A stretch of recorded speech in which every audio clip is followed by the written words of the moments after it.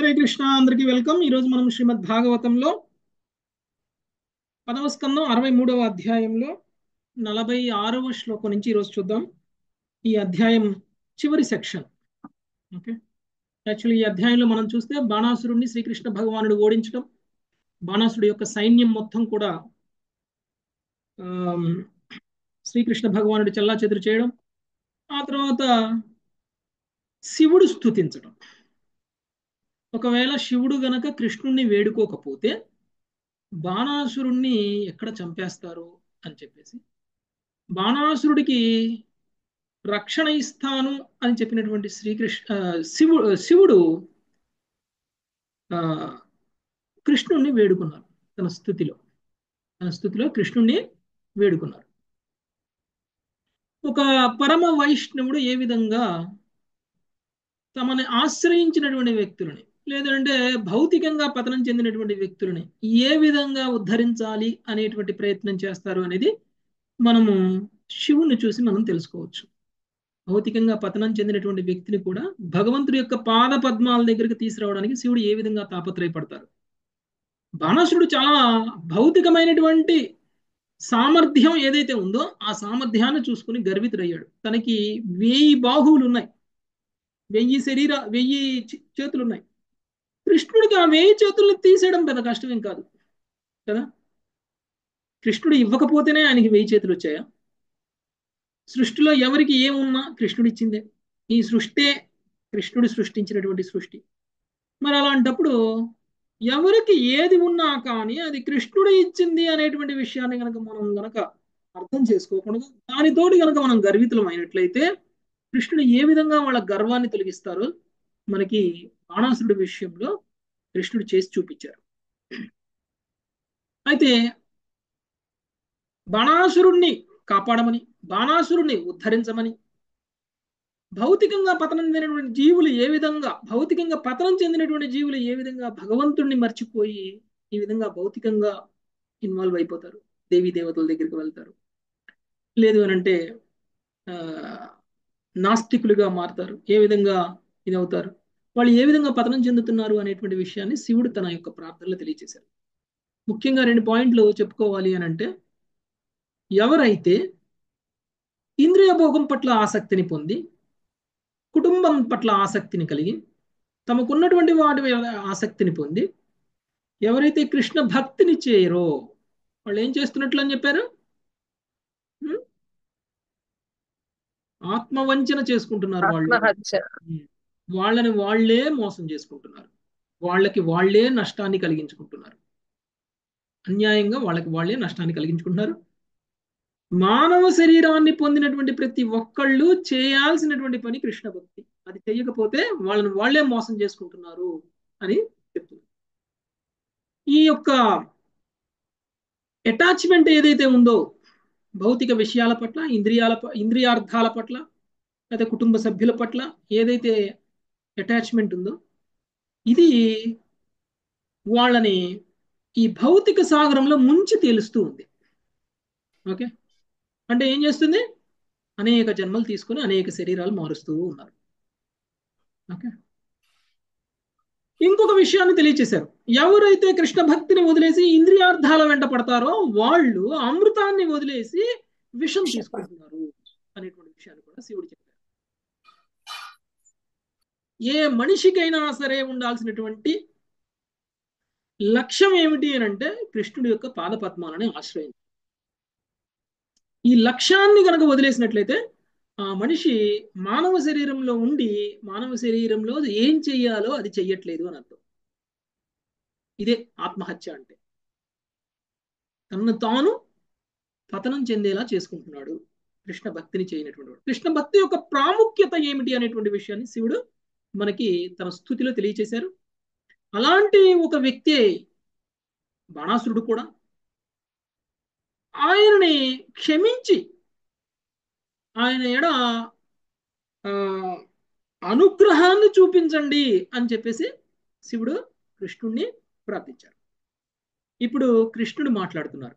కృష్ణుడు మాట్లాడి ఆయనకు అనుగ్రహం ఇస్తారా ఇవ్వరా? ఒక వైష్ణవుడు రికమెండ్ చేసిన తర్వాత కృష్ణుడు ఇంకా ఆగుతారా? పరమ వైష్ణవుడు, పరమశివుడు రికమెండ్ చేసిన తర్వాత ఇక ఆయన వెనక ముందు ఆలోచించరు, ఇంకా ఆయన చూసుకుంటారులే, వాళ్ళని ఎలా ఉద్ధరించాలో శివుడు చూసుకుంటారులే అని చెప్పేసి శివుడు ఒక్క మాట చెప్తే చాలు, కృష్ణుడు ఒప్పేసుకుంటారు.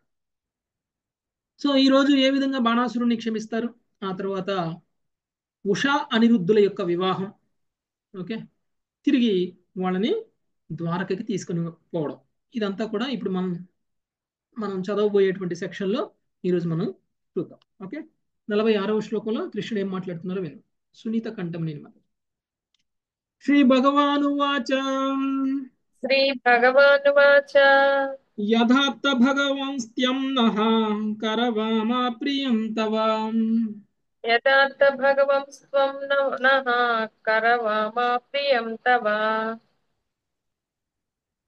భవతో యద్వ్యవసితం తన్మే సాధ్వనుమోదితం. భవతో యద్వవసితం తన్మే సాత్వనుమోదితం. భావము. దేవదేవుడు పలికెను, భగవంతా, నీవు నన్నేది అర్థించితువో దానిని నీ ప్రీత్యర్థము నేను తప్పక చేసెదను. నీ నిర్ణయముతో నేను పూర్తి ఆమోదమును కలిగి ఉన్నాను. భాష్యము. దేవదేవుడగు శ్రీకృష్ణుడు ఇచ్చట శివుని భగవాన్ అని సంబోధించట విచిత్రమని మనము తలచరాదు. జీవులందరూ భగవదంశలే, గుణరీత్యా భగవానునితో సమానులే. ఇక శివుడు భగవానుని పలు గుణములను కలిగి ఉన్నట్టి విశేష శక్తి సంపన్నుడు, విశుద్ధ ఆత్మస్వరూపుడు అయి ఉన్నాడు. తండ్రి తన సంపదలో కొంత భాగమును ఆనందముతో తన పుత్రునికి వసగినట్లు భగవానుడు తన శక్తి ఐశ్వర్యములలో కొంత భాగమును ఆనందముతో విశుద్ధ జీవులకు ప్రదానము చేయుచుండును. సంతానము యొక్క సద్గుణములను గాంచి తండ్రి గర్వితుడు, ఆనందముతో నిండినవాడు అయినట్లుగా కృష్ణ భక్తి భావనలో శక్తిమంతులైనట్టి విశుద్ధ జీవులను శ్లాఘించుటలో భగవానుడు పరమానందమును అనుభవించును. ఆ విధంగా దేవదేవుడు శివుని భగవాన్ అని సంబోధించి శ్లాఘించినాడు. హరే ఉమ్. కృష్ణ ప్రభుజీ, ధన్యవాదాలు. సో ముందుగా శివుడు కోరుకున్నటువంటి కోరికని కృష్ణుడు తీరుస్తున్నారు. ఓకే, ఏమంటున్నారు, నీవు నన్ను ఏదైతే అర్థించావో దానిని నీ ప్రీత్యర్థం నేను తప్పకుండా చేసేది. భక్తుల ప్రీత్యర్థం భగవంతుడు ఏదైనా చేస్తాడు, అవునా కదా. తన కీర్తి ప్రతిష్టలకి నష్టం కలుగుతుంది అన్నా కానీ దాన్ని కూడా లెక్క చేయకుండా భక్తుల ప్రీత్యర్థం కృష్ణుడు ఏమైనా చేస్తాడు. భక్తుడు అడిగితే చాలు, శుద్ధ భక్తుడు అడిగితే చాలు కదా. యాక్చువల్గా నేను యుద్ధంలో నేను ఆయుధాన్ని పట్టను అని అన్నారు, కానీ భీష్ముడు అన్నారు నీ చేత్తో ఆయుధం పట్టిస్తాను అని అన్నారు కదా. తను చేసినటువంటి వాగ్దానాన్ని కూడా పక్కన పెట్టేశారు, ఎందుకు, భక్తుడు కోరుకున్నారు కాబట్టి. అయితే మనం ఒకటి గమనించాల్సింది ఏంటంటే కృష్ణుడు భక్తుల ముఖత మాట్లాడతారు, భక్తుల ముఖత మాట్లాడతారు. అంటే భక్తుడు ఏది మాట్లాడినా, శుద్ధ భక్తుడు ఏది మాట్లాడినా అది కృష్ణుడు మాటగా మనం స్వీకరించాలి. ఓకే, కృష్ణుడు మనకి ఈ భక్తుడి ముఖత మనకి తెలియచేయాల్సినటువంటి విషయం తెలియచేస్తున్నారు అనేటువంటి విషయం అర్థం చేసుకోవాలి. శుద్ధ భక్తుల నోటి ద్వారానే కృష్ణుడు మాట్లాడతారు.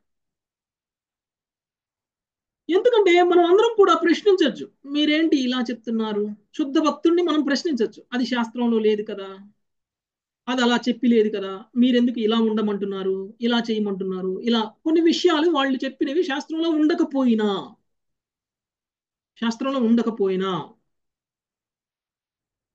కృష్ణుడు వాళ్ళు చెప్పినందుకైనా సరే నిజం చేస్తారు, చెప్పినందుకైనా నిజం చేస్తారు. ఓకే, అంటే ఆ కొన్ని సార్లు కృష్ణుడు భక్తుడు కోరుకున్నారు అని చెప్పేసి ఆయన అవతరించి వచ్చినటువంటి సందర్భాలు కూడా ఉన్నాయి కదా. ప్రహ్లాదుడు ఏమన్నారు, భగవంతుడు ఈ స్తంభంలో ఉన్నారు, నువ్వు ఈ స్తంభం పగలు కొడితే స్తంభంలో భగవంతుడు ఉంటారు అంటే ప్రహ్లాదుడు అన్నాడు కాబట్టి భగవంతుడు వచ్చి స్తంభంలో కూర్చున్నారు. ఓకే, అది అంటే భక్తుడు ఒక నోటి ద్వారా ఒక మాట వచ్చిందంటే దాన్ని నిజం చేయడం కోసం కృష్ణుడు ఏమైనా చేస్తారు, అవసరం అయితే ఆయన అవతరిస్తారు కూడా. అలాంటి దివ్యమైనటువంటి స్వభావం కృష్ణుడిది, భక్తుల కోసం తను స్వయంగా అవతరించడం అనేటువంటిది కూడా జరుగుతుంది. ఓకే, సో అందుకని మనం అనుకోకూడదు. ఒకసారి ఇట్లనే క్లాస్ జరుగుతూ ఉంటే ఆ, ఒక ఆ, క్లాస్ చెప్తున్నటువంటి ఆయన హిరణ్యకశిపుడు ఎన్ని సంవత్సరాలు హిరణ్యకశిపుడు చెప్పిన ఏదో ఒకటి ఆయన చెప్పాడు. నరసింహ ఆ, నరసింహ జయంతి రోజు ఆయన నరసింహ భగవానుడి గురించి క్లాస్ చెప్తున్నారు. చెప్తున్నప్పుడు నేను ఆ రోజుకి ముందే నేను క్లాస్ చెప్పి వెళ్ళాను, ఇక్కడ ఆన్లైన్లో క్లాస్ చెప్పి వెళ్ళాను. ఆ, చెప్పి వెళ్ళినప్పుడు ఆ, ఆయన ఒక విషయాన్ని తప్పు చెప్పారు. అంటే అది పొరపాటున చెప్పు ఉండొచ్చు. అయితే నా పక్కన సీనియర్ డివోటీ కూర్చున్నారు. ప్రభుజీ నేను చదివాను, ఇందులో ఇలా అనిపిస్తుంది నాకు, నేను చదివాను నాకు ఎలా అనిపిస్తుంది, మరి ఏది కరెక్ట్, నేను చదివింది కరెక్టా లేకపోతే నేను తప్పు చదివానా లేకపోతే ఆయన చెప్పిందా, ఏది కరెక్ట్ అని అంటే, తప్పులు ఒప్పులు సంబంధం లేదు ప్రభు, ఆయన చెప్పారంటే నెక్స్ట్ కల్పంలో అలా జరుగుతుంది. ఈ కల్పంలో ఆల్రెడీ జరిగిన కల్పంలో అలా జరగకపోయినా నువ్వేం బాధపడకు. ఓకే, ఒకవేళ ఆయన పొరపాటున ఒక అంకె తక్కువే చెప్పారు అనుకోండి, 1000 సంవత్సరాలది 1500 సంవత్సరాలనే చెప్పారు అనుకుందాం, నెక్స్ట్ కల్పంలో 1500 సంవత్సరాలకి అవుతుంది. అనవసరంగా మనం భక్తుడు చెప్పిన దాంట్లో తప్ప ఒప్ప అని ఆలోచించాల్సిన పని లేదు. ఓకే, తప్పు పట్టడం తప్పు ఎంచడము అనేటువంటిది తప్పు. ఎవరు చెప్పారు ఇది? నా పక్కన కూర్చున్న అనాథ జగన్నాథ్ ప్రభు చెప్పారు ఆ రోజు. ఓకే, అంటే నేను అందరిని అయితే అడగను అనుకోండి, ఆ, తెలిసిన సీనియర్ డివోటీ కాబట్టి ఆ, మాకు ఏ డౌట్ ఉన్నా కానీ ఆయనే మాకు క్లియర్ చేస్తారు కాబట్టి, సో ఆయనకే నేను అడిగాను, అట్లా అనకూడదు ప్రభుజీ, ఆయన 1500 అన్నారా, 1500 కరెక్టే, మరి 1000 రాసింది కదా ప్రభుజీ అని అంటే, 1000 పోయిన కల్పంలో ప్రభు, 1500 వచ్చే కల్పంలో అన్న, రాబోయే కల్పంలో. అంటే భక్తుడు మాట్లాడితే అది కరెక్ట్ అవుతుంది అంతే, దాని గురించి మనం తప్పు పట్టాల్సినటువంటి అవసరం లేదు. కాబట్టి ఇప్పుడు శివుడు కోరుకున్నారు బాణాసురుని రక్షించాలి అని. కాబట్టి కృష్ణుడు నీ నిర్ణయం ఏదైతే ఆ నిర్ణయానికి నేను పూర్తిగా ఆమోదాన్ని తెలియజేస్తున్నాను. ఓకే, అందుకనే కృష్ణుడు ఏ వరం ఇచ్చినా, సారీ, శివుడు ఏ వరం ఇచ్చినా, శివుడు ఏ వరం ఇచ్చినా, యాక్చువల్గా ఏ దేవీ దేవత ఏ వరం ఇవ్వాలన్నా కానీ ఆ వరం కృష్ణుడు అప్రూవ్ చేస్తేనే జరుగుతుంది, ఇండైరెక్ట్ గా. మనకి భగవద్గీతలోనే తెలియజేశారు, మీరు ఏ దేవీ దేవత దగ్గరికి వెళ్ళి ఏ అర్చన చేసి ఆ దేవీ దేవతని ఏ వరం అడిగినా కానీ ఆ దేవీ దేవత మీకు ఇచ్చేటువంటి వరం నేను ఇస్తేనే వస్తుంది మీకు అని కృష్ణుడు చెప్పారు భగవద్గీతలో. అవునా కదా? మనకు అర్థం కాదు. మీరు ఇప్పుడు హిరణ్యకశిపుడు ఆ ఒక వరం అడిగారు బ్రహ్మదేవుణ్ణి. ఏమని అడిగారు? నేను ఇంట్లో చావకూడదు, బయట చావకూడదు, గాలిలో చావకూడదు, కింద చావకూడదు, మనిషితో చావకూడదు, జంతువుతో చావకూడదు, ఆయుధంతో చావకూడదు, దాంతో చావకూడదు, దీంతో చావకూడదు, ఇలా చావకూడదు, అలా చావకూడదు అని 100 క్వశ్చన్లు అడిగి 100 లింకులు పెట్టేసి నాకు మృత్యుమే లేకుండా వరం కావాలి అని కోరుకున్నాడు బ్రహ్మదేవుడిని. బ్రహ్మదేవుడు వెంటనే తదాస్తు అన్నారు. కృష్ణుడు ఎక్కడ వచ్చారు మధ్యలో? కృష్ణుడు ఇస్తేనే వస్తుంది అని అన్నారు కదా. హిరణ్యకశిపుడు అడిగిన మాటకి బ్రహ్మదేవుడు తదాస్తు అన్న మాటకి మధ్యలో కొన్ని సెకండ్లే గ్యాప్ ఉంది. ఆ ప్రాసెస్ ఎంత ఫాస్ట్ ఉంటుందంటే, ఓకే, బ్రహ్మదేవుడి హృదయంలో కూడా శ్రీకృష్ణుడు పరమాత్మ రూపంలో ఉన్నారు. కృష్ణుడు ఆమోదిస్తే బ్రహ్మదేవుడు ఓకే అంటారు. ఓకే, సో ఎట్లయితే మన ఊర్లో రోడ్డు వేయాలంటే ఏం చేస్తారు? ఆ మంత్రి ఒక ఫైల్ని అసెంబ్లీలో పెడతారు, లేకపోతే పార్లమెంట్లో పెడతారు, దాన్ని ప్రధానమంత్రి ఆమోదం, లేకపోతే అసెంబ్లీ ఆమోదం, తర్వాత ప్రధానమంత్రి ఆమోదం, తర్వాత బడ్జెట్, ఆ బడ్జెట్ ఆమోదం జరిగిన తర్వాత ఫండ్స్ వస్తాయి, అప్పుడు వేస్తారు. ఇదంతా ప్రాసెస్ జరగడానికి ఒక వారమో 10 రోజులో ఒక నెల 2 నెలల్లో పడుతుంది. మనకి చూడటానికి ఏమనిపిస్తుంది? మనం వెళ్ళాము ఒక మంత్రిని రోడ్డు వేయమని అడిగాము, ఆ మంత్రి రోడ్డు వేశారు అని కనిపిస్తుంది మనకి. కానీ ఆ రోడ్డు మనకేయడానికి ఆయన ఎవరెవరి దగ్గర నుంచి అప్రూవల్ తెచ్చుకున్నాడు? అట్లనే ఏ దేవీ దేవత ఏ వరం ఇచ్చినా కృష్ణుడు అనుమతితోనే జరుగుతుంది. ఇక్కడ శివుడు ఒక వరం ఇచ్చారనుకోండి, కృష్ణుడు 100% ఆమోదం చేస్తారు. ఎందుకు? ఎందుకంటే ఈ దేవీ దేవతలందరూ కూడా శివుడితో సహా కృష్ణుడి యొక్క సేవకులు కాబట్టి. కృష్ణుడి యొక్క సేవకుడు ఏదైనా సరే వాగ్దానం చేస్తే, కృష్ణుడి యొక్క సేవకుడు ఏదైనా సరే వరం ఇచ్చితే, కృష్ణుడి యొక్క సేవకుడు ఏదైనా సరే శాపం ఇచ్చినా, కృష్ణుడి యొక్క సేవకుడు ఏదైనా సరే ఒక మంచి జరగాలి అని దీవెన చేసినా ప్రార్థన చేసినా అది 100% జరిగి తీరుతుంది. ఎందుకు? కృష్ణుడి ఆమోదం ఉంటుంది కాబట్టి. అందుకని మనందరం మాకు ఆరోగ్యం బాగాలేదండి, మా కోసం ప్రార్థన చేయండి అని అడుగుతాం కదా. మా అమ్మాయి ఆరోగ్యం బాగాలేదు, మా హెల్త్ ఎందుకు మనం భక్తులతో ప్రార్థన చేపిస్తున్నాము? భక్తులు ప్రార్థన చేస్తే భగవంతుడు పలుకుతారు, భగవంతుడు స్పందిస్తారు.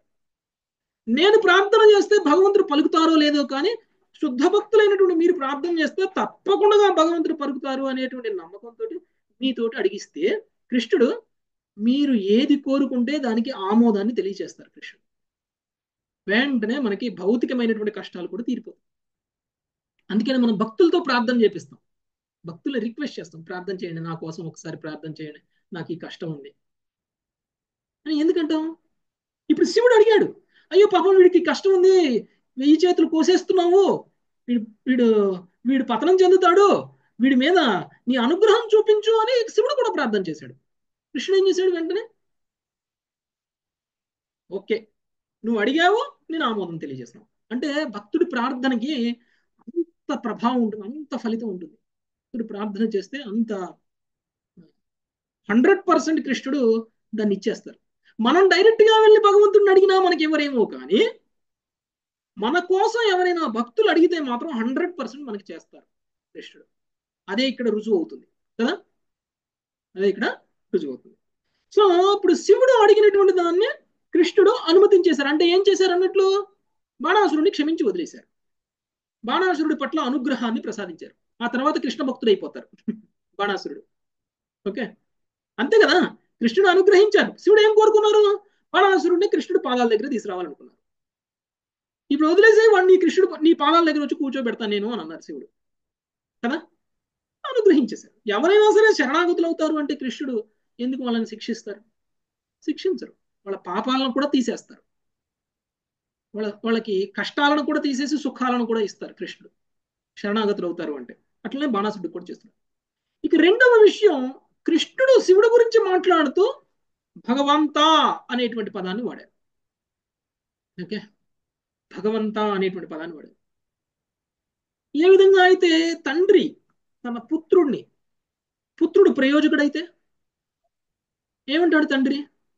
వీడు నా వారసుడు అని చెప్పుకుంటారు. అదే ప్రయోజకుడు కాని పుత్రుడైతే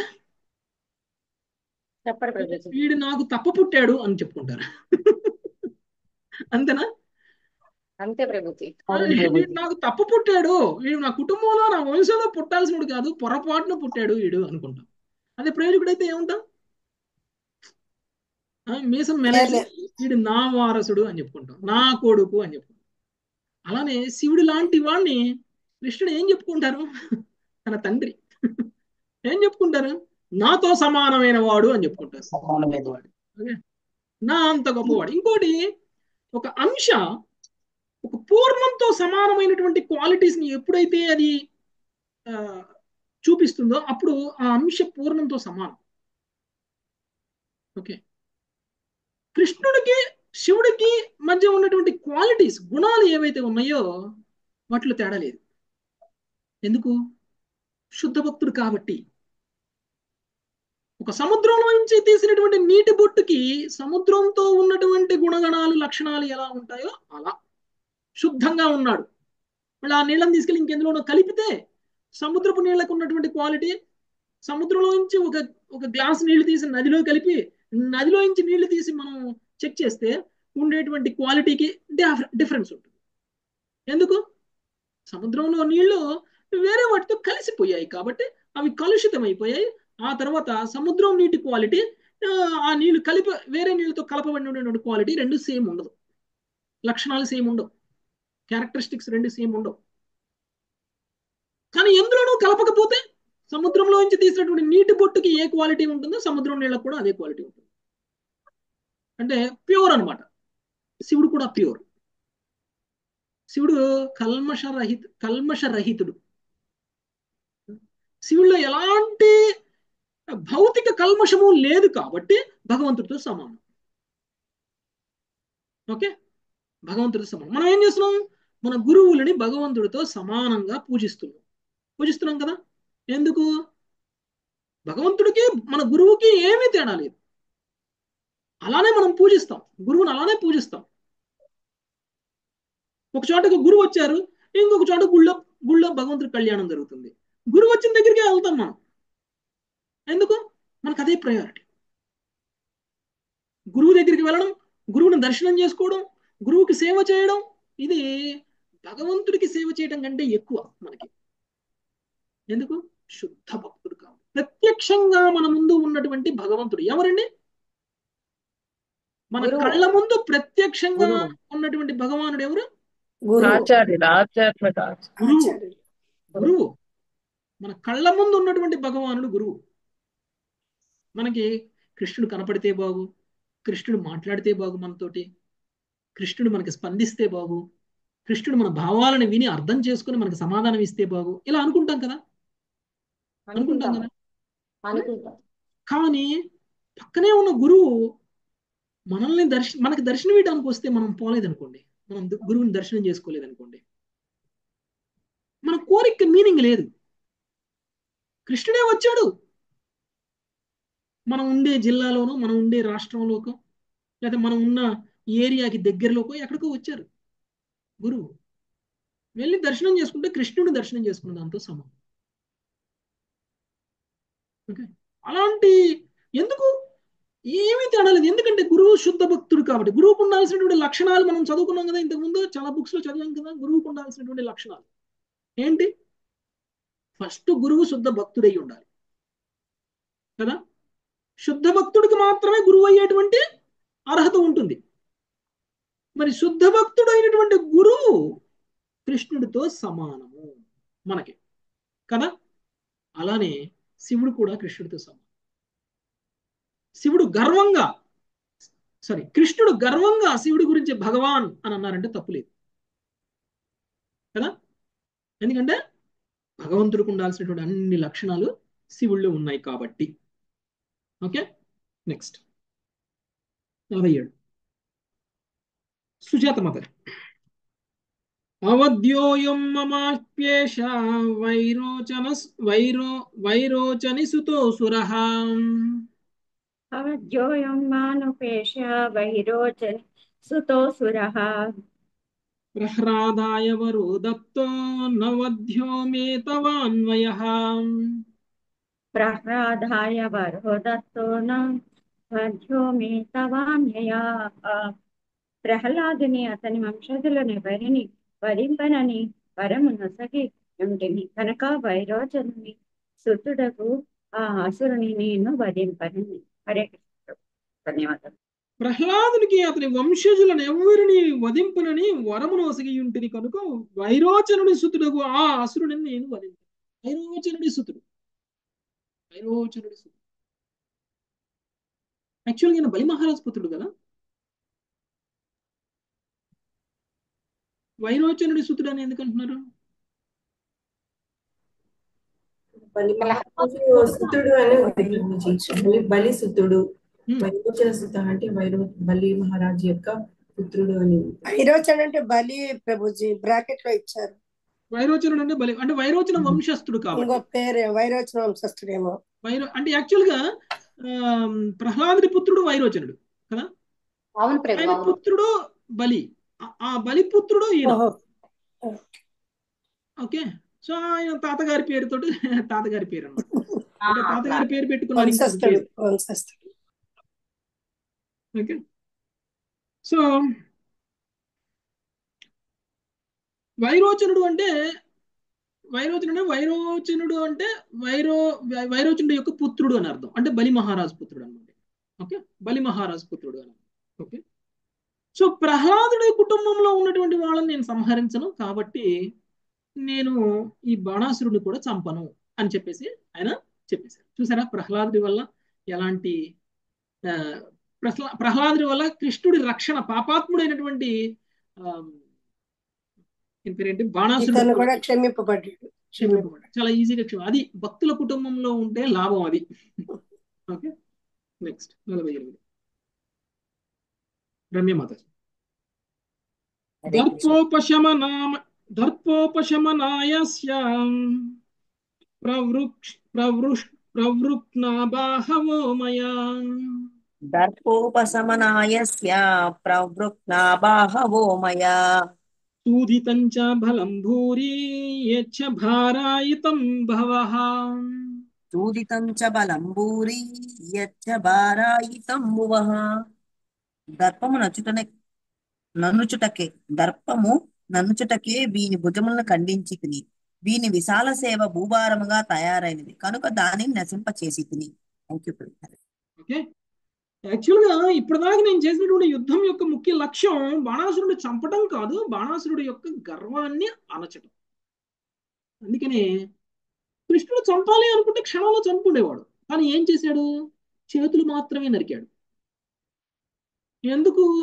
ఆ చేతులను చూసుకునే గర్వపడుతున్నాడు కాబట్టి కదా. ఆయనకి 1000 బాహువులు, ఒక్కొక్క బాహువు యొక్క బలం 1000 ఏనుగుల బలం ఉంటుంది. ఒక్కొక్క బాహు యొక్క బలం బాణాసురుడికి. అలాంటివి 1000 బాహువులు ఉన్నాయి. అంటే ఎంత బలవంతుడు ఆయన? ఆ బలాన్ని చూసుకుని శివుణ్ణే ఛాలెంజ్ చేశాడు, నువ్వు నాతో యుద్ధం చెయ్యని. ఆ బలాన్ని చూసుకునే కృష్ణుడి మీద ఎగురుతున్నాడు ఇప్పుడు. కాబట్టి చాలా గర్వితుడైపోయాడు. ప్రపంచంలో ఎవరు కూడా బాణాసురుడి మీద యుద్ధం చేయడానికి సిద్ధంగా లేరు, దేవతలతో సహా. ఎవరు బాణాసురుడితో యుద్ధం చేయడానికి సిద్ధం. అందుకనే నాకున్న చేతులు నాకు భారం అయిపోతున్నాయి అని అంటున్నాడు కదా బాణాసురుడు. ఏమన్నాడు? ఎందుకున్నాయి నా చేతులు యుద్ధం చేయనప్పుడు? ఎవరు నన్ను చూసి యుద్ధం చేయడానికి రావట్లేదు, నన్ను చూసి అందరూ భయపడుతున్నారు. నేను ఏదో అలంకారానికి పెట్టుకున్నట్టుంది, ఈ అలంకారానికి పెట్టుకున్నటువంటి ఈ చేతులు నా శరీరానికే భారం అయిపోతున్నాయి అని బాణాసురుడు అన్నాడు. యుద్ధం చేయాల్సిందే అన్నాడు. శివుడితోటే అన్నాడు, నువ్వు ఒక్కడమే నాతోటి సమానంగా యుద్ధం చేయగలిగినటువంటి వాడు, నీతోనే నేను యుద్ధం చేస్తాను. ఇది గర్వం. వరం ఇచ్చినటువంటి శివుడినే ఛాలెంజ్ చేయడం ఏదైతే ఉందో అది గర్వం. గురువుని ఛాలెంజ్ చేయడం గర్వం. అందుకనే ఆయనకి ఉన్నటువంటి ఆ గర్వాన్ని తొలగించడం కోసం కృష్ణుడు ఆ బాహువుల్ని తొలగించేసేసారు. అదే చెప్తున్నారు కృష్ణుడు, చంపడం నా ఉద్దేశం కాదు, ఆయనకున్నటువంటి గర్వాన్ని తొలగించడం. వీని విశాల సేన భూభారంగా తారైంది కనుక దానిని నశింపజేసేది. భూమికి భారంగా ఉన్నటువంటి వాళ్ళని తొలగించడం అంటే అసురుల్ని సంహరించడం, వాళ్ళ వల్ల పోయినటువంటి ధర్మాన్ని తిరిగి స్థాపించడం కృష్ణుడు చేస్తున్నటువంటి పని. అందుకే నేను చేశాను అంతే. బాణాసురుడిని చంపను, బాణాసురుడి సైన్యాన్ని మాత్రం చంపేశాను. ఎందుకంటే బాణాసురుడు ప్రహ్లాదుడి వంశంలో ఉన్నటువంటి వాడు, బలి మహారాజు పుత్రుడు కాబట్టి కదా. బలి మహారాజు పుత్రుడు కాబట్టి. నెక్స్ట్ 49 లక్ష్మీ ఆత్మకుర్మత. చత్వారోస్య భుజాశిష్ట భవిష్యత్యజరామరః వారో స్వభావజః శిష్ట భవిష్య త్వజరాజమః పార్షదముఖ్యో భవతో న కుతశ్చిద్భయోసరః పార్షదముఖ్యో భవతో న కుతశ్చిద్భయోసురః. ఇంకను 4 బాహువులు మిగిలి ఉన్నట్టి ఈ అసురుడు జరామరణ రహితుడై నీ ముఖ్య అనుచరుల్లో ఒకనిగా సేవను కూర్చగలడు. ఆ విధముగా ఇతనికి ఏ రకమైన భయము ఉండబోదు. హరే కృష్ణ ప్రభుజీ, ధన్యవాదాలు. ఇప్పుడు బాహువులు కొన్ని తీసేశాను, కొన్ని మిగిలిపోయాయి. ఓకే, ఆ మిగిలిపోయి ఉన్నటువంటి అసురుడు నీ సేవకుడు అవుతాడు ఇప్పుడు. ఎందుకు?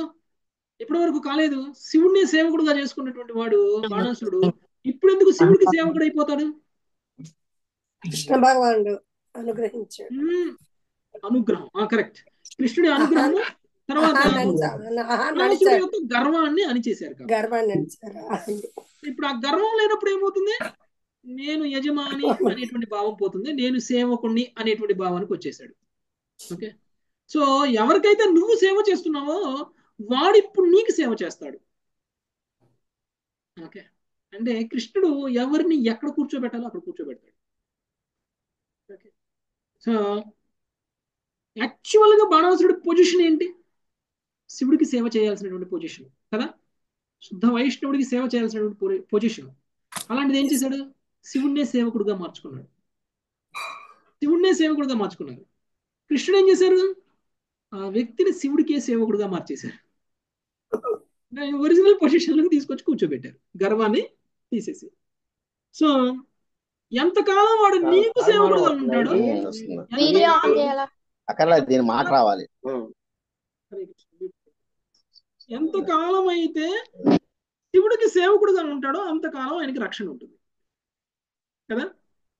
సో ఆయనకి ఇంకా జన్మ మృత్యు అనేటువంటిది లేదు. అంటే జన్మ మృత్యు లేని స్థితి అంటే ఏంటి?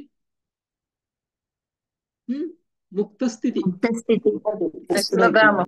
ముక్త స్థితి కృష్ణధామం అనేది అంటే భక్తులకి సేవ అంటే శివుడికి సేవ చేసేటువంటి సేవకుడు కూడా ముక్త స్థితిలో ఉన్నటువంటి వాడే. శివుడికి సేవ చేసేటువంటి సేవకుడు కూడా ముక్త స్థితిలో ఉన్నటువంటి వాడే. ఓకే, సో అందుకనే కొంతమందికి గురు మహారాజ్ పేర్లు శివుడికి సేవకుడు అని కూడా ఇస్తారు. అబ్బా, కొంతమందికి అలాంటి పేర్లు కూడా ఇస్తారు. సో దాస్ అని అంటారు కదా, శివుడికి దాస్ అని కూడా ఇస్తారు ఆయన పేర్లు, ఆ పేర్లు కలిపిస్తారు. Okay, next. సో అలాంటి వాళ్ళకి ఎంత రక్షణ ఉంటుందో కృష్ణుడి రక్షణ ఆలోచించండి. నెక్స్ట్. బుద్ధి శివుడు ఈ విధంగా ఆయన ముక్తి కలిగించడానికి, ఆయన ఆహాన్ని అణచడానికి ఆయన భక్తుడు కాబట్టి ఆయన ఇవ్వకుండా కృష్ణుడి ద్వారా, కృష్ణ భగవాన్ ద్వారా చేయించాడు ఈ లీల. అలా అనుకోవాలి కదా ప్రభుజీ. శివుడు రికమెండ్ చేశారు కాబట్టి, రికమెండ్ చేశారు కాబట్టి శివుడు ఇక్కడ అంతా మనం తత్వం అర్థం చేసుకోవాలి, గురుతత్వాన్ని అర్థం చేసుకోవాలి, శివుడి పొజిషన్ అర్థం చేసుకోవాలి. శివుడు రికమెండ్ చేస్తే కృష్ణుడు ఏమైనా చేస్తారనేటువంటి విషయాన్ని అర్థం చేసుకోవాలి.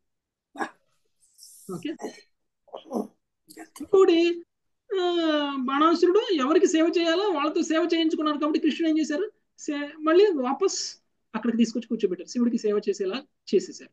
ఓకే, అంటే ఆయన అరిస్తే, శివుడు అరిస్తే వినరా ప్రభుజీ అసలు మామూలుగా? ఎవరైనా గర్భితులైనప్పుడు శివుడు అరుస్తారా? కృష్ణుడు అరిసారా? అదే ప్రభుజీ, ఆయన చాలా నెమ్మదిగా ఉంటారు. అది శివుడు చాలా గొప్పవాడు మాతాజీ, మళ్ళాగా అరవరు. శివుడికి కరుణ ఎక్కువ కదా ప్రభుజీ, దయ జాలి ఎక్కువ. అందుకే బోళా ఏం చేసినా చూస్తూ ఊరుకుంటారు. ఏదడిగితే అది ఇస్తాడు బాలాశంకర్. ఎంత పాపం చేసినా చూస్తూ ఊరుకుంటారు, కానీ మీరు ఒక కోరిక కోరితే మాత్రం ఎక్కడెక్కడ లేని కూడా తీసుకొచ్చి ఇచ్చేస్తారు మీకు. అంత గొప్పవాడు శివుడు. అందుకే కదా ప్రభుజీ అందరూ శివుడి దగ్గరికి వెళ్ళేది. పాపాలను చూడరు ఆయన, పుణ్యాలను చూస్తారు ఆయన. Okay, next. సత్యవతి మాత. ఇతి లబ్ధ్వా భయం కృష్ణం ప్రణమ్య శిరసాసురః. ఇతి లబ్ధ్వా భయం కృష్ణం ప్రణమ్య శిరసాసురః. ప్రాద్యుమ్నం రథమారోప్య సవధ్వో సముపానయత్. ప్రాద్యుమ్నం రథమారోప్య సవధ్వో సముపానయత్. ఆ విధంగా అభయమును పడిసిన వాడే బాణాసురుడు శిరముతో నేలను తాకి శ్రీకృష్ణకు వందనము కావించును. పెదప అతడు అనిరుద్ధుని, అతని నవవధువును రథంపై కూర్చుని పెట్టుకుని ఆ దేవదేవుని చెంతకు తీసుకుని వచ్చును. సో ఏం చేశారు శివుడు? ఇప్పుడు వచ్చింది అసలు పొజిషన్కి వచ్చేసాడు. తల భగవంతుడి యొక్క పాదాలకి ఆనిచ్చేసేసాడు, తన శిరస్సు ఆనిచ్చేసి శరణాగతుడైపోయి ఆ తర్వాత అనిరుద్ధుణ్ణి నవవధువుని ఇద్దరిని కూడా తీసుకొచ్చి శ్రీకృష్ణుడి ముందు నిలబెట్టేశాడు. ఓకే, వాళ్ళిద్దరి కోసమే కదా ఇప్పుడు జరుగుతున్న యుద్ధం అంతా. బాణాసురుడు తీసుకొచ్చి చేశాడు. నెక్స్ట్ 51. హైమవతి మాతాజీ. అక్షౌహిణ్యా పరివృతం సువాస సమలంకృతం. అక్షౌహిణ్యా పరివృతం సువాస సమలంకృతం. సపత్నీకం పురస్కృత్య యయౌ రుద్రానుమోదితః. పత్నీకం పురస్కృత్వా యయౌ రుద్రానుమోదితః. హరే కృష్ణ ప్రభుజీ. చక్కని వస్త్రాభరణములతో సుందరముగా తయారైన అనిరుద్ధుని అతని వధువును ముందిడుకొని ఒక అక్షౌహిణి సైన్యముతో వారిని చుట్టియుండి శ్రీకృష్ణుడు శివుడి నుండి సెలవు గైకొని అతడి నుండి వెడలెను. హరే కృష్ణ ప్రభు, ధన్యవాదాలు. సుందరంగా తయారైనటువంటి అనిరుద్ధుడు పెళ్లి కొడుకులా తయారయ్యారు. ఎందుకు అంత సుందరంగా తయారయ్యారు అని ప్రత్యేకంగా చెప్తున్నారు? అంటే అంత ముందు బంధించారు కదా, మామూలు చెప్పచ్చు కదా, అనిరుద్ధుడు వచ్చారు వెళ్ళిపోయారు అని. ఎందుకు సుందరంగా తయారైన పెళ్లి కొడుకు కాబట్టి పెళ్లి కొడుకు డ్రెస్ లో వచ్చినారనమాట. ఇప్పుడు పెళ్లి కొడుకు డ్రెస్ లో నీట్ గా తయారై ఉన్నారు. వధువును ముందిడుకొని ఒక అక్షౌహిణి సైన్యంతో వారిని చుట్టి ఉండి శ్రీకృష్ణుడు శివుని నుండి సెలవు గైకొని ఆ చెట్టు నుండి వేడలను. అంటే ఒక అక్షౌహిణి సైన్యాన్ని చుట్టూతో పెట్టేశారు రక్షణగా. సో వరుడికి వధువుకి వాళ్ళిద్దరిని రథంలో కూర్చోబెట్టారు. శివుడికి బాయ్ చెప్పేశారు. చెప్పేసి అక్కడి నుంచి బయలుదేరి వెళ్ళిపోయారు. ఎక్కడికి వెళ్తున్నారు వీళ్ళు? ద్వారకా. నెక్స్ట్ లావణ్య మాతాజీ. స్వరాజధానీం సమలం కృతాం ధ్వజై. స్వరాజధానీం సమలంకృతాం ధ్వజై తతో రణైరూక్షితమార్గచత్వరాం సతోర నైరుష్ఠితమార్గచత్వరాం వివేశ శంకానకధుంధుభిస్వరైర్ వివేశ శంకానకదుందుభిస్వనై అభ్యుద్యతః పౌరసుహృద్విజాతిభిః అభ్యుద్యతః పౌరసుహృద్విజాతిభిః. పిదప శ్రీకృష్ణుడు తన రాజధాని యందు ప్రవేశించెను. ఆ పురము ధ్వజములతోనూ తోరణములతోనూ గొప్పగా అలంకరింపబడి ఉండెను. దాని మార్గములు కూడలి మార్గములు నీటితో తడుపబడి ఉండెను. శంఖములు ఆనకములు దుందుబులు మ్రోగుచుండగా బంధువులు బ్రాహ్మణులు పౌరులు గౌరవంతో భగవానునికి ఎదురేగిరి. హరే కృష్ణ ప్రభుజీ. కృష్ణుడు ఎక్కడికైనా సరే వెళ్ళి తిరిగి మళ్ళీ ద్వారకకి వస్తున్నారు అని అంటే ద్వారకలో ఆహ్వానం ఎలా ఉంటుందో మనం ప్రత్యేకంగా చెప్పాల్సిన అవసరం లేదు. మొదటి స్కందంలోనే ఒక అధ్యాయం మొత్తం ఆయన ఆహ్వానం గురించి వివరణగా ఇచ్చేశారు. ఇక ఆ తర్వాత ఎక్కడ కృష్ణుడికి ఆహ్వానం జరిగినా కానీ ఒక శ్లోకంలోనే వివరించడం జరుగుతుంది. ఎందుకు? ఆ ఒక్క శ్లోకం చదివితే కృష్ణుడికి మొదటి స్కందంలో ఎలాంటి ఆహ్వానం ఇచ్చారో అదంతా గుర్తు రావాలి. మొదటి స్కందంలో ఎందుకు ఇచ్చారండి ఆహ్వానం అక్కడ? గుర్తుందా ఎవరికైనా? యుద్ధం అయిపోయి రాజసాగం చేయించిన తర్వాత వెళ్తారు ప్రభు ద్వారకకి. హస్తినాపురం నుంచి తిరిగి ద్వారకకి వెళ్తున్నారు. ద్వారకకి వెళ్తున్నప్పుడు అప్పుడు ఒక అధ్యాయం మొత్తం కూడా కృష్ణుడికి ద్వారకావాసులు ఏ విధంగా ఆహ్వానం పలికారు. పూర్ణకుంభ ఆహ్వానం. పూర్ణకుంభ ఆహ్వానం ఎలా చేస్తారంటే పూర్ణకుంభ ఆహ్వానం చూసారా ఎప్పుడైనా? పూర్ణకుంభ ఆహ్వానం ఎవరికైనా చేయడం? పెద్ద పెద్ద కలశాలు అవి పెట్టి చేస్తారు. తీసుకెళ్లి వారు గురు మహారాజు వస్తుంటే చేస్తారు. గురు మహారాజు గురు మహారాజు కలశంలో వాటర్ పూర్ణకుంభ గురు మహారాజు వస్తుంటే చేస్తారు. ఓకే, పూడదలతో తీసుకొని వస్తారు ప్రభుజీ. పూర్ణకుంభ ఆహ్వానం. ఓకే, మంగళ వాయిద్యాలతోటి పూర్ణ కుంభంతో రెడ్ కార్పెట్ వేసి ఆహ్వానం ఎలా పలుకుతారంటే అసలు ఆ సమయంలో కీర్తన కూడా చాలా వైభవంగా ఉంటుంది ఆ టైంలో. ఓకే, ఏనుగులు ముందు నడుస్తూ ఉంటాయి, గుర్రాలు నడుస్తూ ఉంటాయి వెనకాల. అంటే ఒక్కొక్క టెంపుల్లో ఒక్కొక్క రకంగా చేస్తారు. ఓకే, వాళ్ళు గనక ఏనుగుల్ని గుర్రాలను కూడా పిలిపించే అవకాశం ఉంటే పిలిపిస్తారు. గురు మహారాజ్కి ఆహ్వానం అంతా అంటే గురువు వస్తుంటే కృష్ణుడు వస్తే ఎలాంటి ఆహ్వానం చేస్తారో అలాంటి ఆహ్వానం చేస్తారు గురువు వస్తుంటే. ఓకే, పూర్ణకుంభ ఆహ్వానం చూడాలి లైఫ్ లో ఒకసారైనా కానీ గురువు వస్తుంటే ఎలా ఆహ్వానం చేస్తారు భక్తులందరూ కలిసి అనేది మనం అందరం చూడాలి. ఏదైనా టెంపుల్కి వస్తున్నారనుకోండి, టెంపుల్లో ఉన్నటువంటి కాంగ్రిగేషన్ డివోటీస్ అందరూ కూడా గురువుకు అంత ఘనంగా ఆహ్వానం పలుకుతారు. ఒక ప్రధానమంత్రి వచ్చినా అంతగా పలకరు, ఒక రాష్ట్రపతి వచ్చినా అంతగా పలకరు. ఓకే, ఒకసారి ఇస్కాన్ టెంపుల్ ఓపెనింగ్ ఏదో జరుగుతుంది కర్ణాటక మా టెంపుల్లోనే. ఓకే, శేషాద్రిపురం టెంపుల్లో కర్ణాటక గవర్నర్ వచ్చారు. ఓకే, టెంపుల్కి కర్ణాటక గవర్నర్ వచ్చినప్పుడు మామూలుగానే ఆహ్వానం చెప్పారు. ఆయన వచ్చి సభలో కూర్చున్న తరువాత 10 నిమిషాలకు పావు గంట తర్వాత గురు మహారాజ్ వచ్చారు. ఓకే, వచ్చినప్పుడు భక్తులు ఎవరు కర్ణాటక గవర్నర్ ముందు కూర్చోాల, పరిగెత్తుకుంటూ వెళ్ళారు గురు మహారాజ్ గేట్ దగ్గర ఉంటేనే. అక్కడి నుంచి టెంపుల్ లోపలికి తీసుకురావడానికి పావు గంట 20 నిమిషాలు పట్టింది గురు మహారాజ్ని రెడ్ కార్పెట్ వేసి. అంటే గవర్నర్కి కూడా పలకనటువంటి ఆహ్వానాన్ని గురువుకి పలికారు. గవర్నరే ఆశ్చర్యపోయి ఆయన ప్రసంగంలో మాట్లాడారు. ఇప్పటికీ వీడియోలు ఉంటాయి చూడండి. ఓకే, యూట్యూబ్లో దొరుకుతాయి. గవర్నరే ఆశ్చర్యపోయి చెప్పారు, అబ్బా ఎంత గొప్పగా మీరు ఆహ్వానం చేశారు. గవర్నర్కి సింపుల్గా చేశారు ఆహ్వానం. అంటే గురువుకి ఇచ్చేటువంటి గౌరవం, గురువుకి ఇచ్చేటువంటి పొజిషన్ ఏదైతే ఉందో అది మనము సమాజంలో ఎంత గొప్ప వ్యక్తికి కూడా ఇవ్వమన్నమాట. కృష్ణుడితో సమానమైనటువంటి గౌరవం ఇస్తాం. కృష్ణుడికి ఇచ్చేటువంటి గౌరవం మరి ఏ వ్యక్తికి ఇవ్వకూడదు. టెంపుల్లో అయినా అంతే కదా. టెంపుల్లో మనము ఎవరి ముందు నమస్కారం చేయాలి? కృష్ణుడి ముందే నమస్కారం చేయాలి. గురువు ముందు టెంపుల్ లో ముందు గురువుకి చేస్తాం ప్రభు, గురువుకి చేస్తాము, తర్వాత కృష్ణుడికి చేస్తాము, ఆ తర్వాత మనకి అందరూ భక్తులు కనిపిస్తుంటారు కదా, అక్కడ కూడా మనం నమస్కారం నమస్కారం నమస్కారం అంటే జస్ట్ సింబాలిక్ గా చేయడమే తప్ప మరి అలా సాష్టాంగాలు చేసేయడం అలాంటివి చేయకూడదు. కృష్ణుడు కృష్ణుడి ముందు కృష్ణుడే గౌరవించాలి, ఇంకెవరిని గౌరవించకూడదు. మనకి గురువు కూడా మనకి గురువును పొందినటువంటి వాళ్ళు గురువు కూడా కృష్ణుడితో సమానం కాబట్టి కృష్ణుడి దగ్గరికి మనల్ని చేర్చేది గురువే కాబట్టి ఫస్ట్ మనం పోయి గురువుకి చేస్తాం. మనం టెంపుల్లో ఎంటర్ అవ్వగానే డైరెక్ట్ కృష్ణుడి దగ్గరికి కూడా వెళ్ళకూడదు. మనం ఫస్ట్ వెళ్ళి ప్రభుపాద దగ్గరికి వెళ్తాం. ఇంకొకటి మీరు ఆలోచించండి, ప్రభుపాద విగ్రహం ఎక్కడ పెడతారు? ఒక సైడ్కి పెడతారు, కృష్ణుడి ఎదురుంగా ఏం పెట్టరు. కొన్ని టెంపుల్స్ లో కృష్ణుడికి ఎదురుంగా కూడా పెడతారు, చాలా పెద్ద టెంపుల్స్ లో. లేకపోతే కనుక ప్రభుపాద విగ్రహం ఒక సైడ్కి ఉంటుంది. అప్పుడు మనం ఏంటి, మనం వెళ్ళి ఆ సైడ్ ఉన్నటువంటి ప్రభుపాదకి దండం పెట్టి ఆ తర్వాత మనం వెళ్ళి కృష్ణుడికి నమస్కారం తెలియజేస్తాం.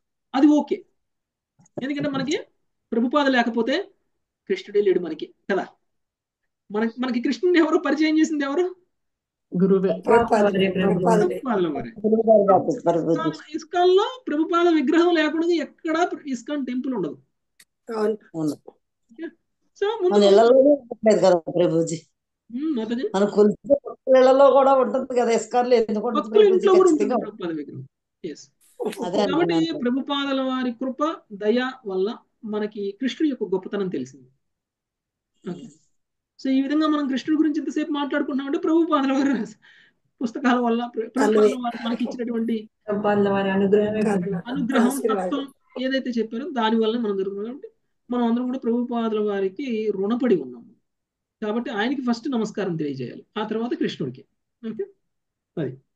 సో అలాంటి ఆహ్వానమే పలుకుతాం అనమాట. సో అలానే ఇక్కడ ద్వారకా వాసులు కూడా తిరిగి శ్రీకృష్ణుడు వస్తుంటే పూర్ణ కుంభ ఆహ్వానాన్ని పలకడం అనేటువంటిది జరిగింది. నెక్స్ట్ 53వ శ్లోకం. ఉమాదేవి మాతాజీ. యయేవం కృష్ణ విజయం శంకరేణ చ సంయుగం యయేవం కృష్ణ విజయం శంకరేణ చ సంయుగం సంస్మరేత్ ప్రాతః న తస్యాస్యాత్ పరాజయః. సంస్మరేత్ ప్రాతరుద్ధాయ న తస్య స్యాత్ పరాజయః. ప్రాతకాలమున మేల్కొని శివునితో జరిగిన యుద్ధంలో శ్రీకృష్ణుని విజయము స్మరించువానికి ఎన్నడూను పరాజయము కలుగదు. హరే కృష్ణ ప్రభుజీ. శ్రీమద్ భాగవతంలో శ్రీకృష్ణ బాణాసుర యుద్ధము అను 10వ స్కందములోని 63వ అధ్యాయమునకు కృష్ణ కృపామూర్తి శ్రీ శ్రీల ఏసి భక్తి వేదాంత స్వామి ప్రభుపాదుల వారి వినమ్ర శిష్య ప్రణీతముగు భాష్యం సమాప్తము. ఓకే, ఎవరైతే ఈ కథ మొత్తం విన్నారో అందరు విన్నారా? ఇక్కడ ఉన్న వాళ్ళందరూ ఫుల్ స్టోరీ, బాణాసురుణ్ణి ఏ విధంగా కృష్ణుడు యుద్ధం చేశారు అనేటువంటిది కథ మొత్తం. అంటే మొత్తం అనిరుద్ధుడు ప్రేమ స్టోరీ. ఓకే, మళ్ళీ బాణాసురుని ఈ కథ అంతా విన్నటువంటి వాళ్ళకి పరాజయం ఎప్పుడూ ఉండదు, ఫలశ్రుతి ఇది. ఓకే, పరాజయం అనేటువంటి ఉంది. మీరందరూ సక్సెస్ఫుల్ పీపుల్. మీ వల్ల విన్నాం, ఎంత కరుణ వల్ల విన్నాం మేము. విన్నాను ప్రభుజీ. మా అదృష్టం ప్రభుజీ. మీ కరుణ వల్ల నాకు కూడా చదివే అవకాశం దొరికింది, మీ కరుణ వల్ల నాకు కూడా ఈ ఫలశ్రుతి లభిస్తుంది. గురువు సమక్షంలో నేర్చుకున్నాం, తెలుసుకున్నాం ప్రభుజీ. తత్వము ఎంత బాగా చెప్పారు ప్రభుజీ, చాలా చాలా బాగా చెప్పారు. ఓకే, నృగ మహారాజు శాప విమోచనము అనేటువంటిది నెక్స్ట్ అధ్యాయం. ఒక 4 minutes ఉంది. నెక్స్ట్ అధ్యాయం సమ్మరి చదువుకొని ఈరోజు ఏం చేద్దాం. ఓకే, ఉషశ్రీ మాతాజీ చదవండి. ఉషశ్రీ మాతాజీ. 64వ అధ్యాయము. నృగ మహారాజు శాప విమోచనము. శ్రీకృష్ణుడు నృగ మహారాజును శాప విముక్తిని చేసిన విధము, బ్రాహ్మణ ధనమును హరించుట అనేది మహాప్రమాదమును గురించి రాచకులమునకు ఉపదేశము కావించిన విధము ఈ అధ్యాయం నుండి వివరింపబడినవి. ఒకనాడు సాంబుడు మున్నగు యదుకుమారులు విహారార్థము అడవికి పోయి అచ్చట దీర్ఘకాలము క్రీడించిన పిమ్మట మిక్కిలి దప్పిక కొనిన వారే నీటి కొరకు వెదికిరి. ఎండిపోయిన ఒక బావిలో వారికి అద్భుతమగు ప్రాణి కనిపించెను. అది పర్వతమును పోలి ఉన్నట్టి పెద్ద ఊసరి వెళ్ళి వారు దాని పట్ల దయకల వారై దానిని బయటకు తీయుటకు ప్రయత్నించిరి. తోలు పట్టాలతో త్రాళ్లతో పలుమార్లు యత్నించిన పిమ్మటయు ఆ ప్రాణిని రక్షింపజాలకపోయిన వారై వారందరూ శ్రీకృష్ణుని కడకు వెడలి జరిగినదంతయు అతనికి చెప్పిరి. శ్రీకృష్ణుడు వారితో కూడి బావి చెంతకు వచ్చి తన ఎడమ చేతిని చాచి అవలీలగా ఆ ఊసరవెల్లిని బయటకు తీసెను. శ్రీకృష్ణుని కరస్పర్శచే ఆ ప్రాణి వెంటనే దేవతారూపమునకు మారెను.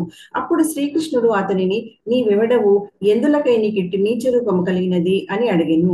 అప్పుడు ఆ దేవతారూపుడు ఇట్లు సమాధానమొసగెను, నా పేరు భృగుడు, నేను ఇక్ష్వాకు పుత్రుడను. దానము చేయుటలో నేను సుప్రసిద్ధుడనై ఉంటిని. అసంఖ్యాకమగు గోవులను నేను అనేక మంది బ్రాహ్మణులను దానమిచ్చి ఉంటిని.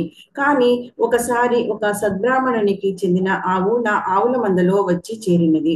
అది తెలియక నేను దానిని వేరొక బ్రాహ్మణులకు దానం ఇచ్చితిని. ఆ బ్రాహ్మణుడు తన ఆవును తీసుకుని పోచుండగా గోవు యొక్క తొలి యజమాని దానిని చూచి అది తనదని పలికి రెండవ బ్రాహ్మణుడితో వాదమునకు దిగెను. కొంత తడువు కలహించిన పిమ్మట వారు నా చెంతకు వచ్చిరి. అప్పుడు నేను ఆ గోవుకు బదులుగా ఇరువురును ఆ 1,00,000 గోవులను తీసుకుని తెలియక చేసిన నా అపరాధమును క్షమించమని వేడుకొంటిని. కానీ వారిలో ఎవ్వరునూ ఆ ప్రస్తావనను అంగీకరింపలేదు. ఆ విధముగా ఆ వ్యవహారము పరిష్కారం కాకుండా మిగిలిపోయెను. తరువాత కొంతకాలమునకు నేను మరణించగా యమదూతలు నన్ను యమసదనమునకు కొనిపోయిరి. పాపపుణ్యములలో దేనిని తొలుత అనుభవింపగోరెదవని యముడు నన్ను అడగగా పాపఫలమును అనుభవింపవలనని నిర్ణయించుకొంటిని. ఆ విధముగా నాకు ఊసరవెల్లి జన్మము కలిగినది. మృగమహారాజు తన చరిత్రమును తెలిపిన పిమ్మట శ్రీకృష్ణుని స్తుతించి దివ్య విమానము నదిరోహించిన వాడై స్వర్గమునకు వెడలెను. పిదప శ్రీకృష్ణుడు బ్రాహ్మణ ధన హరణము వలన కలిగడి ప్రమాదమును గురించి ఆత్మీయులకు జనసామాన్యమునకు బోధించి తన ప్రసాదమునకు వెడలెను. హరే కృష్ణ ప్రభుజీ, ధన్యవాదాలు ప్రభుజీ. సో యాక్చువల్గా భాగవతాన్ని చదివిన వాళ్ళు తప్పు చేయరు కదండి. ఎవరైనా తప్పు చేశారు అని అంటే భాగవతం అర్థం కాలేదని అర్థం, భాగవతం సరిగా చదవలేదని అర్థం. ఓకే, సో ఇప్పుడు ఇక్కడ ఏం చెప్తున్నారు, ఎవరైనా సరే ఒక వ్యక్తి బ్రాహ్మణుడి యొక్క సొమ్మును కనుక దొంగిలించాడు అనుకోండి, లేదంటే బ్రాహ్మణుడి యొక్క సొమ్ముని తెలియకుండా తిన్నాడే అనుకోండి, వానికి ఎలాంటి స్థితి ఏర్పడుతుంది అనేటువంటిది మృగమహారాజు ఎవరైతే ఉన్నారో భృగుడు, ఈయన యొక్క స్టోరీ మనకు అర్థమవుతుంది. కృష్ణుడు ఈ విషయాన్ని మనందరికీ తెలియజేయాలనుకున్నారు కాబట్టి ఇక్కడ ఈ లీలను చెప్తున్నారు. బ్రాహ్మణుడికి దానం ఒకసారి గోవుని ఇచ్చిన తరువాత ఆ గోవు బ్రాహ్మణుడిది అయిపోతుంది, అది మనది అవ్వదు. తిరిగి మనం అది బ్రాహ్మణుడి నుంచి తీసుకున్నాము అని అంటే బ్రాహ్మణుడి యొక్క సొమ్ముని మనం తీసుకున్నట్టు. బ్రాహ్మణుడు సొమ్ము తినడం అంటే ఎంత పాపమో చూడండి. మృగమహారాజుకి ఎన్నో పుణ్యాలు చేసినా కానీ పుణ్యఫలాలు ఉన్నాయి కదా అని చెప్పేసి పాప ఫలాలు ఏం పోవు. పుణ్యం చేసిన వాళ్ళు పుణ్యఫలాలని అనుభవించాలి, పుణ్యంతో పాటు ఒకవేళ పాపాలు కూడా చేస్తే పాప ఫలాలు కూడా అనుభవించాలి. అంతేకాని నేను 100 పుణ్యాలు చేశాను, 50 పాపాలు చేశాను కాబట్టి 50 పాపాలకి 50 పుణ్యాలు క్యాన్సిల్ అయిపోయినాయి, ఇక నాకు 50 పుణ్యాలు మిగిలిన 50 పుణ్యాలు నేను అనుభవిస్తాను అని చెప్పడానికి కుదరదు. ఓకే, 100 పుణ్యాలు చేస్తే 100 పుణ్యాల ఫలం పొందుతారు, 50 పాపాలు చేస్తే 50 పాపాల ఫలాన్ని పొందుతారు. ఈ మృగమహారాజు ఒక్క పాపం కూడా చేయలేదు. చేసిన తప్పుల్లా ఏంటిది, బ్రాహ్మణుడికి ఇచ్చినటువంటి గోవుని, అది కూడా తెలియకుండా, బ్రాహ్మణుడు గోవు తెలియకుండా ఈయన గోవుల మందలో కలిసిపోయింది. దానివల్ల కలిగినటువంటి పాపాన్ని కూడా అనుభవించాలి. యమరాజు ఆయన, నువ్వు పాప ఫలాన్ని ఫస్ట్ అనుభవిస్తావా లేదా పుణ్య ఫలాలను ఫస్ట్ అనుభవిస్తావా అంటే పాప ఫలాలను ఫస్ట్ అనుభవించాలనుకుంటాడు. తెలివిగలవాడు అలానే కోరుకుంటాడు. పుణ్యఫలాలు అడిగిపోవు, తర్వాత అనుభవించవచ్చు, ముందు పాప ఫలాలు కంప్లీట్ చేసుకోవాలి మనం. ఓకే, ఒకసారి కష్టం అనుభవించిన తర్వాత సుఖం విలువ తెలుస్తుంది కదా. ఎండాకాలంలో బయట నుంచి ఇంట్లోకి రండి, మీకు సుఖం ఏంటో తెలుస్తుంది. ఏసీ రూమ్లోకి, అప్పుడు సుఖం తెలుస్తుంది.